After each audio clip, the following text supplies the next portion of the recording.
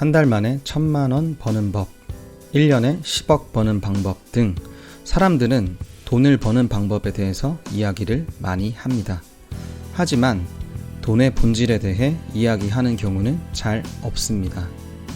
돈은 단순히 돈이 아니라 그 사람을 비추는 거울입니다. 돈을 쓰는 모습을 보면 그 사람의 습관, 라이프 스타일, 취미와 취향 등을 알 수 있습니다. 즉, 돈이란 개인의 사고와 행동의 결과가 그대로 드러나는 산물입니다. 당연히 우리의 사고방식에 크게 영향을 미치죠. 예를 들면 저금을 많이 하는 사람은 자기관리 능력이 높다고 해석할 수 있습니다. 또한 영화를 많이 보는 사람은 영화를 좋아하고 취미생활을 중시한다고 볼 수 있습니다. 수익이 많은 사람들을 보면 오랜 세월 동안 자신을 갈고 닦았음을 알 수 있습니다. 막연히 돈을 벌고 싶다, 돈이 많았으면 좋겠다는 생각은 하면서 돈의 본질에 대해서는 생각해 본 적 있을까요? 돈이 소중하다, 돈이 절실하다고 말하는 대신 먼저 우리가 돈과 어울리는 방식을 취하고 있는지 살펴봐야 합니다. 사람에게는 각자 자신이 다룰 수 있는 돈의 크기가 있다. 이 말은 먼저 자신의 그릇을 키워야 그에 맞는 큰 돈이 들어온다는 뜻입니다. 그릇이 작으면 어쩌다 우연히 큰 돈을 만진다 하더라도 장기적으로는 없어져 버리고 맙니다. 돈을 버는 방법을 공부하기보다 먼저 돈그릇을 키워야 결국에 큰 돈을 담을 수 있습니다. 오늘은 두 남자의 이야기를 통해 돈그릇을 키우는 방법에 대해 알아보겠습니다. 어느 늦은 가을날 태양이 저물어 가고 있었다. 가진 것이라곤 빚 3억분인 나는 딱히 갈 곳이 없어 집 앞에 공원에 자주 나온다. 날이 쌀쌀해지니 따뜻한 자판기 커피 한 잔이 생각이 난다. 주머니에 동전 있나? 100원이 모자란다. 한심하고 비참한 기분이 들어 눈가에 눈물이 맺혔다. 나는 커피 한 잔 못 뽑아 먹는 처지가 됐구나. 한숨을 내쉬며 자리를 뜨려는 순간 품위가 느껴지는 장신의 노인이 100원짜리 동전을 내민다. 이거라도 괜찮으면 빌려드리리다. 별의별 생각이 다 들었지만 자존심을 내려놓고 넙죽 받고는 자판기로 다가가 로열 밀크티를 누르려는 순간 정말 그걸로 할 텐가? 네? 돈을 줬으면 끝이지 왜 참견이야? 라고 속으로 생각했다. 고개를 더 숙여보게나. 고작 100원으로 갑질을 하나 싶었지만 고개를 숙이자 따뜻한 밀크티가 보였다. 위칸은 차가운 음료 칸이었다. 하마터면 이 추운 날씨에 냉커피를 마실 뻔했다. 노인에게 감사 인사를 하며 떠나려는 순간 아까 그 100원은 꼭 돌려주게나. 자네가 제기해서 돈을 맘껏 다루게 될 즈음 반드시 돌려주면 좋겠네. 나를 아는 듯한 말에 수상쩍었지만 100원이 아니라 사업에 제기하면 1,000만 원으로 돌려드리죠. 라며 호기롭게 말했다. 노인은 고개를 저으며 너무 많아. 그럼 얼마면 받아주실 건가요? 글쎄, 120원 정도가 적당하려나? 이건 성의의 문제입니다. 제가 제기한다면 그보다 훨씬 많은 돈을 드릴 수도 있는 거죠. 속으로 성가신 노인네라고 생각하며 자리를 뜨려 했다. 그 순간 노인의 입에서 생각지도 못한 말이 흘러나왔다. 그래서 망했던 거군. 뭐라고요? 자네는 돈에 대해 너무 모르는 것 같아. 건성인데다 갈피를 잡을 수 없고 순간적인 기분에 휩쓸려 의사결정을 하는 것 같네. 그래서 실패한 걸세. 다시 노인은 말했다. 자네, 일본 대형 은행들이 1년간 금리로 모두 얼마를 챙기는지 아는가? 대략 50조 원이야. 반면에 고객에게 지급하는 이자는 총 수조 원 정도지. 차익은 고스란히 은행이익이 되는 것이네. 참 좋은 장사야. 금리가 무엇인지 아는가? 저 이래봬도 경영학 전공입니다. 방금 나는 자네에게 20%의 금리를 붙였어. 너무 터무니없다는 생각 하지 않는가? 하지만 그럴 수밖에 없어. 난 오늘 처음 자네를 만났으니 자네에 대해 전혀 아는 게 없어. 하지만 회사원이 여기 있을 시간도 아니며 동전 하나 없는 것을 보면 20%의 금리도 낮은 편이네. 은행이었으면 빌려주지도 않았을 거야. 화가 난 나는 맞아요. 제 신용도는 낮지만 고작 100원을 빌려주고 하실 말씀은 아닌 것 같네요. 노인은 웃으며 말했다. 하하하. 자네는 분명히 늘 그렇게 고작 100원이라 말하며 대출을 받아왔을 거야. 나는 불쾌한 감정과 동시에 뜨끔함이 교차했다. 할 말을 잃은 순간 노인은 다시 진지한 음성으로 말했다. 내가 왜 이런 말을 장황하게 하는지 의문을 품는 모양이군. 자네는 이 짧은 시간에 돈을 쓰는데도 잘못을 저질렀어. 자네의 선택지는 3가지야. 첫째, 여기서 커피를 뽑아 먹는 것. 둘째, 커피를 사지 않는 선택. 셋째, 여기서 3분 떨어진 편의점에 가서 더 싼 커피를 사는 선택. 총 3가지가 있었지. 하지만 전 지금 당장 따뜻한 밀크티를 먹고 싶었다고요. 자네는 지금이라는 시점에 얽매여 있네. 단기적인 시야로만 접근한단 말일세. 영감님은 도대체 누구십니까? 나는 조커라네. 자네.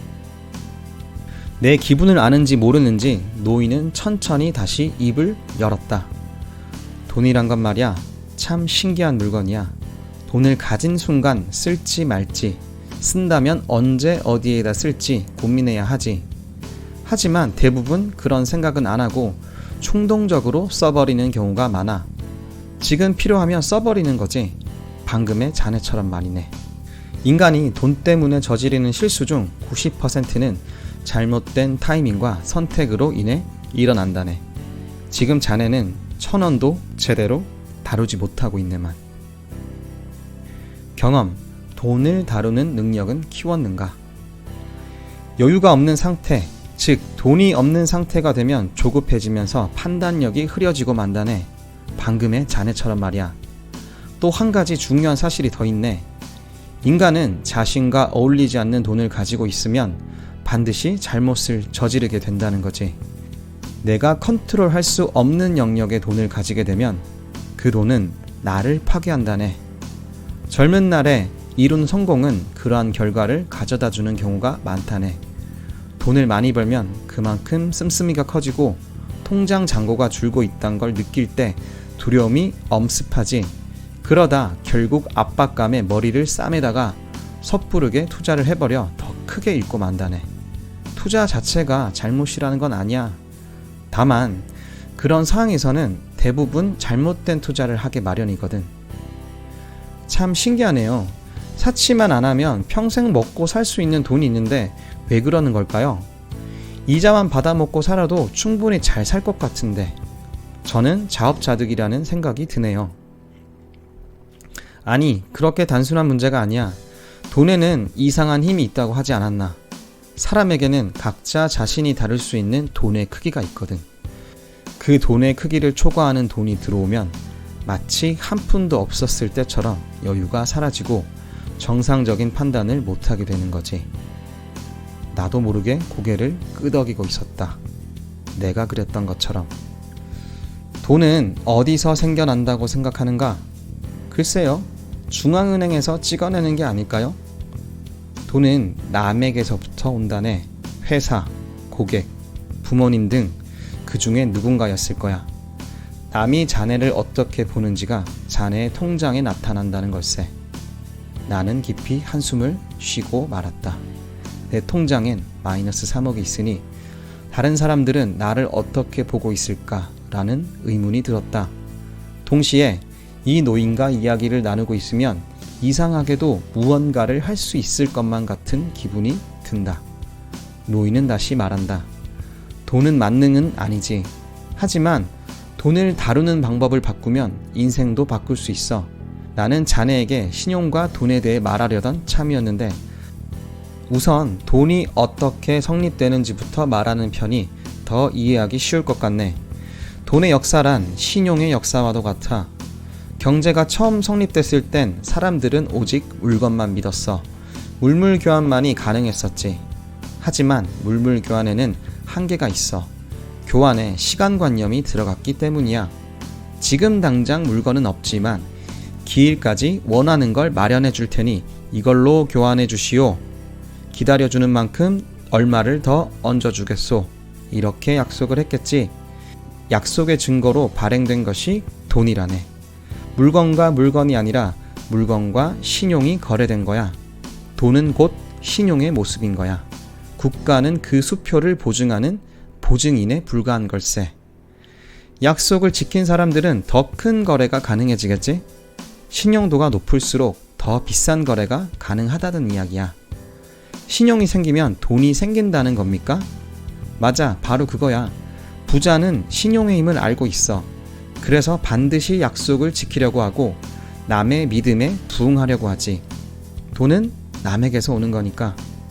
신용은 돈을 낳고 그 돈은 다시 신용도를 올리는 선순환을 낳지. 그래서 신용은 아주 중요한 걸세. 리스크. 부자는 돈이 줄어드는 것을 두려워할까? 내 인생에도 돈은 중요한 의미가 있어. 나는 내 삶의 대부분을 돈의 성질을 알기 위해 썼다고 해도 과언이 아닐세. 사물에는 두 가지 면이 있다는 것을 꼭 기억하게. 모든 것에 해당하는 말이지. 물론 돈이라고 해서 예외가 아니야. 안과 박, 에이스와 조커. 사람들은 한 면만 보려 하는 경향이 강하지만 이처럼 그 이면에는 반대되는 요소가 있기 마련이지. 돈인지는 서로 다른 이면의 의미를 정확히 알면 자네는 반드시 재기에 성공할 거야. 그렇다면 다시 묻겠네. 부자가 생각하는 진짜 리스크는 뭐라고 보는가? 돈을 잃는 걸까요? 아니, 오히려 그 반대야. 부자가 두려워하는 건 돈이 늘지 않는 리스크라네. 성공한 사람들이 하는 말은 언제나 똑같아. 무조건 해라. 좋아하는 걸 해라. 이건 하나의 진실이지. 하지만 이 말들은 사물의 한 면만을 말하고 있어. 스스로 부를 일군 부자들은 한 가지 공통된 사고를 하고 있어. 인생은 영원하지 않아. 그리고 인생에서 행운이란 건 손에 꼽힐 정도로만 와. 따라서 한정된 기회를 자기의 것으로 만들려면 배틀을 많이 휘둘러야 해. 아직 이 노인의 정체를 제대로 알지 못하지만 나는 지난 3년간 있었던 일을 털어놓기로 결심했다. 그러자 이상하게도 더 이상 추위가 느껴지지 않았다. 이렇게 책의 절반이 마무리됩니다. 이후에 3년간의 실패담이 소개되죠. 책 후반부에는 감동을 주는 요소들까지 잘 버무려져 있습니다. 전반부를 다시 정리해보면 인간이 돈 때문에 저지르는 실수 중 대부분은 잘못된 타이밍과 선택으로 인해 일어난다. 사람마다 다룰 수 있는 돈의 크기가 다르다. 돈을 다루는 능력은 많이 다뤄봐야만 향상된다. 돈은 그 사람을 비추는 거울이다. 돈은 신용이 모습을 바꾼 것이다. 이 정도로 정리할 수 있겠네요. 돈이 인생의 전부는 절대 아닙니다. 하지만 돈이 없으면 인생이 불행해지는 경우가 많습니다. 돈은 인생에서 안전장치 같은 역할을 하죠. 돈에 대해 논하는 것은 절대 부끄러운 일이 아닙니다. 오히려 돈의 본질을 깨우칠수록 인생은 더 다채로워질 수 있습니다. 돈이 충분하면 돈에 속박해서 벗어날 수 있습니다. 선택지가 넓어지는 것이죠. 더 이상 돈을 위해 일하지 않아도 된다는 말입니다. 돈이 없으면 돈 하며 살아갈 가능성이 더 높죠. 자본주의 세상에서 살면서 돈에서 벗어난 삶을 살기 참 힘듭니다. 어떤 식으로든지요. 태풍의 중심에 다가갈수록 고요해지듯이 돈의 본질을 알아갈수록 우리는 돈으로부터 자유로운 삶을 살게 될 겁니다. 이상 이즈미 마사토의 부자의 그릇 리뷰를 마치겠습니다.